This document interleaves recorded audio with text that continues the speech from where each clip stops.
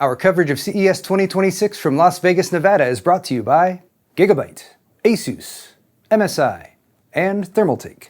It is a soggy Sunday in Southern California. It is January 4th, 2026. We got the truck packed up, got the suitcases, we got the camera gear, we got the computers, all loaded because, as we do pretty much every year in January, we're heading to Las Vegas, Nevada for CES 2026. This is our kickoff video. Thank you guys so much for joining us. We're hoping to get out of this rain pretty quickly. It's only raining in Southern California, but it's not supposed to be raining in Las Vegas. And just as we did last year, we're going to do a little kickoff video kind of talking about expectations, what's coming up, what might be good or bad this year in terms of PC hardware. And sadly, it's not looking too good to start off the year. Prospects are somewhat bleak. On the plus side, though, Garfield's here with us, so we're gonna have him pop up throughout the week from time to time. We'll see how diligent I can be about that, as demanded by Hana. So usually with CES every year, there's some big announcements to expect from PC hardware manufacturers, but if you've been following the space for the past couple months, everything has been getting more expensive. It started off with memory prices going way up from October to November. Seems like prices are still climbing, not quite as quickly as they did during that time period, but unfortunately that's been followed up by SSD prices, storage prices in general, and now we're hearing about GPU prices going up, particularly the GPUs that have more VRAM for less money, such as the RTX 5060 Ti 16 gig and the RX 9070 non-XT 16 gig. But we're gonna have to wait and see in the next few weeks how that goes for the beginning of the year. But if it's any indication of where manufacturers' minds are right now, I would say it's not with consumers, because we're not expecting like RTX 50 Super GPUs from NVIDIA. That announcement was rumored in mid and kind of late 2025, but dried up and suddenly was like, actually probably not going to happen, maybe later in 2026, if that. There really hasn't been much on the AMD side either. I'm not expecting any new RX 9000 series GPUs to be announced. Who knows, maybe they will, but if they are, it would be a surprise to me. We are expecting a new CPU from AMD that's been rumored, the 9850X3D, that's been tossed around. There were also rumors of a 9950X3D2, or like with two 3D V-cache CCDs on it. That also doesn't seem to be materializing, at least based on rumors. So in the absence of big CPU or GPU launches, which are often the things that we look forward to at events like CES, what are our expectations? I'm going to cover three things, and the first is going to be I expect to hopefully get some answers to my biggest question right now, which is the PC hardware vendors that I work with, who traditionally have done marketing and manufacturing of PC hardware. What's their outlook? What's the perspective from like the actual employees who do marketing for things like motherboards, PC components, cases, power supplies, and other components that are focused on the consumer market?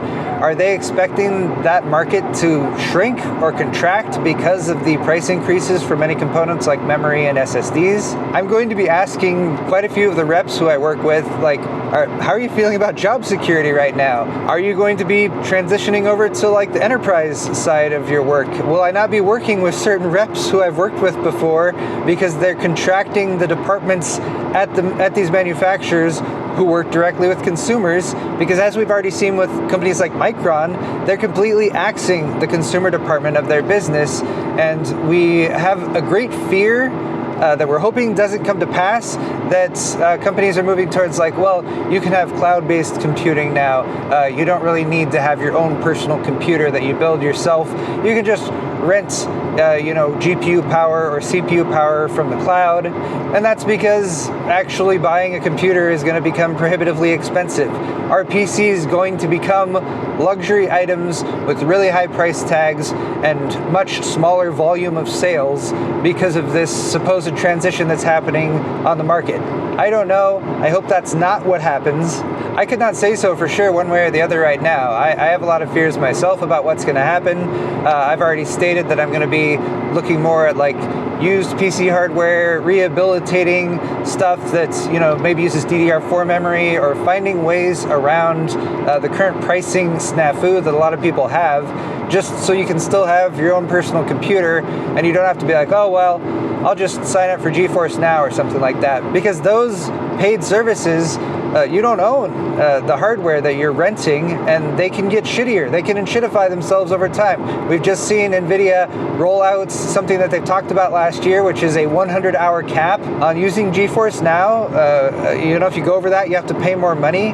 Personally, I've been into PC building like pretty much my entire life, or at least since I was a teenager, and a big part of that was owning your own hardware.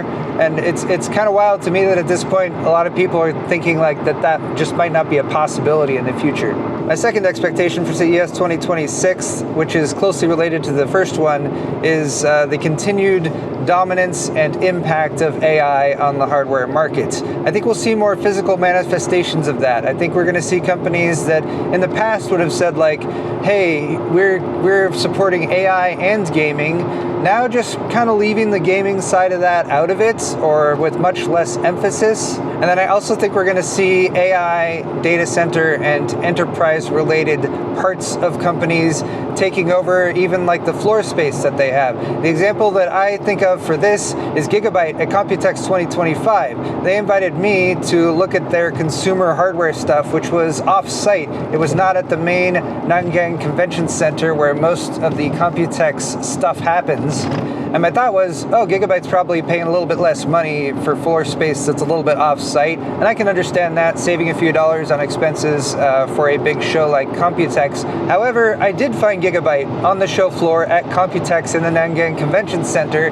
It was just all of their floor space there was devoted to AI and enterprise hardware. I've already gotten emails from big system integrators who would usually have been telling me, hey, come check out this new system we're putting together for consumers and gaming, but instead they're advertising, hey, look at this RTX 6000 Pro system that we're putting together in a compact desktop. Not even really considering the gaming side of it. An RTX 6000 Pro desktop is going to cost thousands of dollars more than a typical gaming PC would have, at least in mid-2025. So clearly they're gunning for a different customer and a different price point for these integrated systems that they're putting together. Now, when it comes to new technology, and particularly AI in this circumstance, I always try to take an objective perspective, because I do think that there are good things that AI can be applied towards. However, it is vastly overshadowed and tainted by what, in my opinion, are all of the bad things that AI is currently being used for,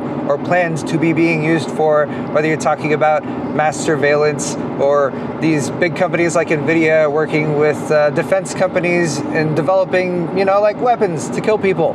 I just don't find that quite as appealing personally. I would like to see AI applied towards the betterment of humanity and like a benefit for lots of different people, perhaps the masses, so to speak, whereas it seems like it's being sold to large companies who are going to be in positions of dominance and using it to control people's feeds that they have when they're scrolling through videos on TikTok or whatever social media platform that they're using.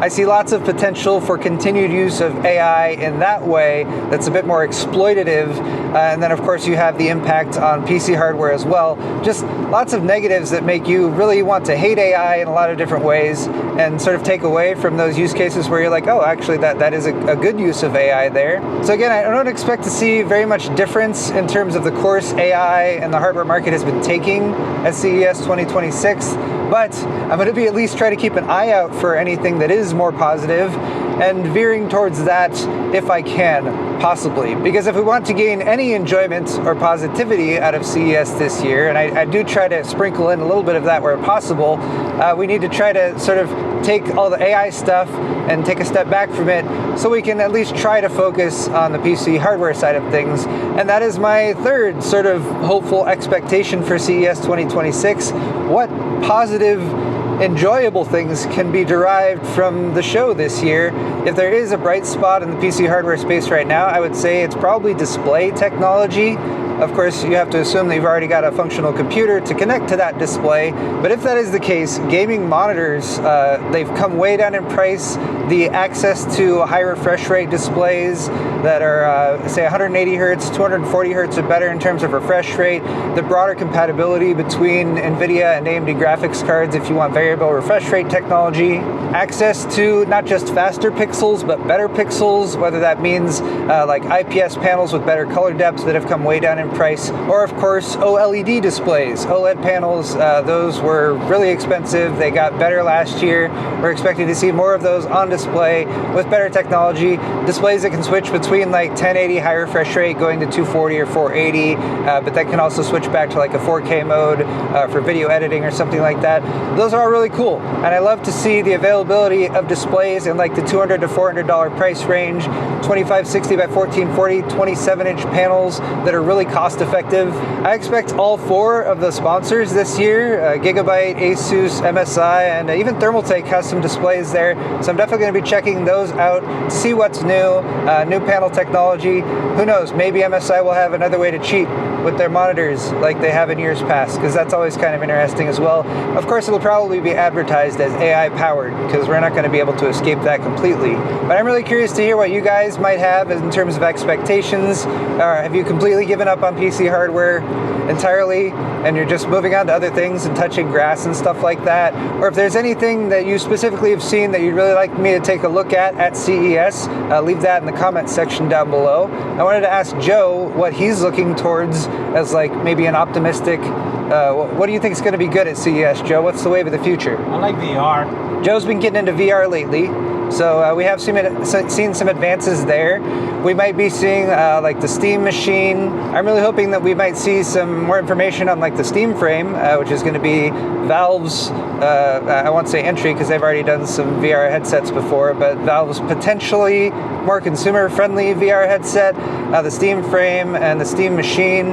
I'm really interested to know what the prices are going to be.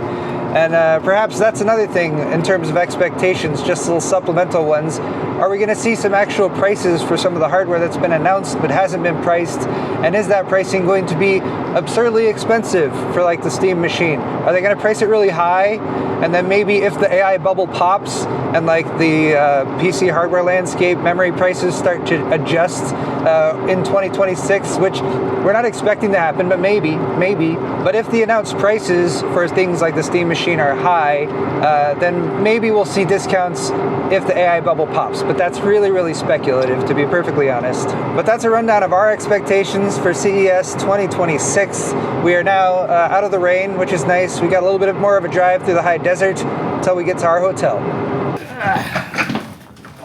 Cool. Of course, we always got to check the view. Oops.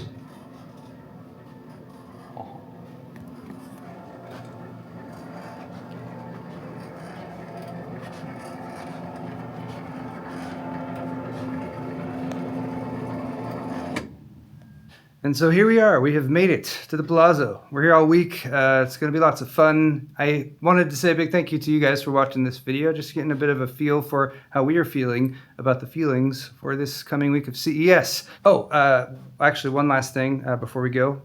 Got to get the computer set up. We are powered on.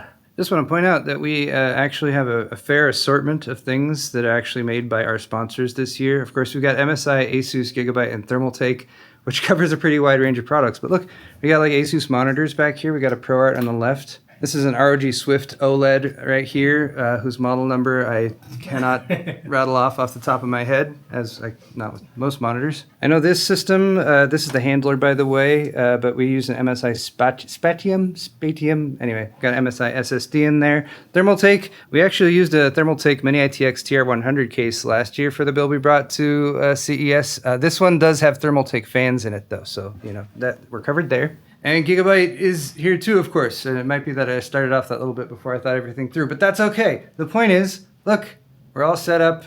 We got the workspace here, dual computer setup with nice high-end monitors. So we're going to be doing a lot of video making and video editing this week. But we wanted to say a big thank you to you guys for watching this video, watching our CES content. We're going to be working hard. If you enjoyed this video, hit the thumbs up button. If you have any feedback for us or requests, leave those in the comments section down below. A big thank you to our sponsors for this event, Gigabyte, Asus, MSI, and Thermaltake. And we'll be back very soon with yet another CES 2026 video. See you then. Bye.